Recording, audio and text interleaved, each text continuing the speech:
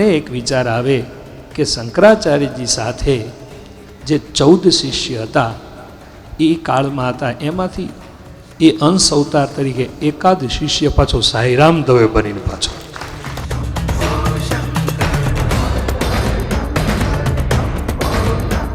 જીવ જગત અને જગદીશ નું આદિ શંકરાચાર્યજીનું ચિંતન શું છે એ લોકશૈલીમાં રજૂ કરવાનો પ્રયત્ન છે. મનોભૂતંકાર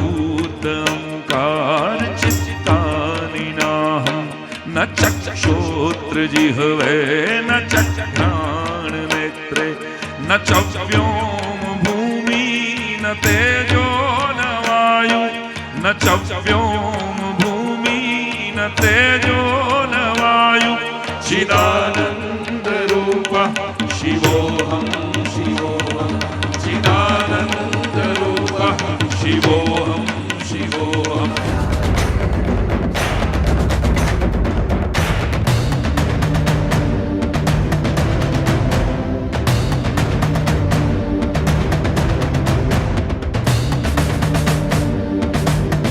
પહેલી વાર કદાચ ગુજરાતી ભાષામાં જગતગુરુ શંકરાચાર્યજીના મારા લખેલા છે.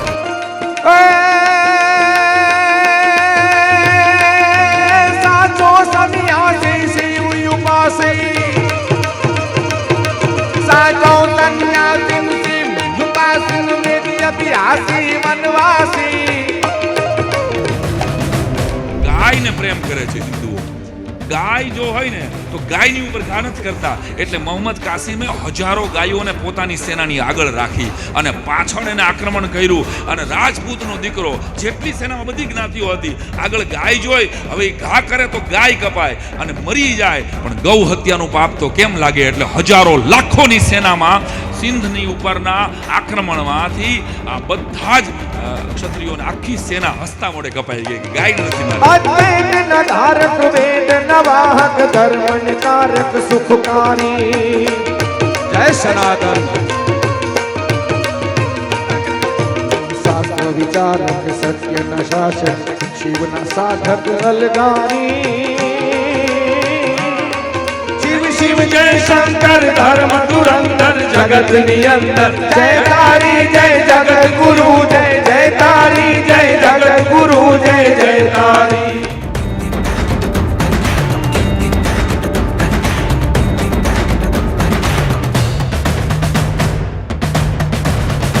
सदैव सबके दिल को जीतकर यह इतिहास सजाया है.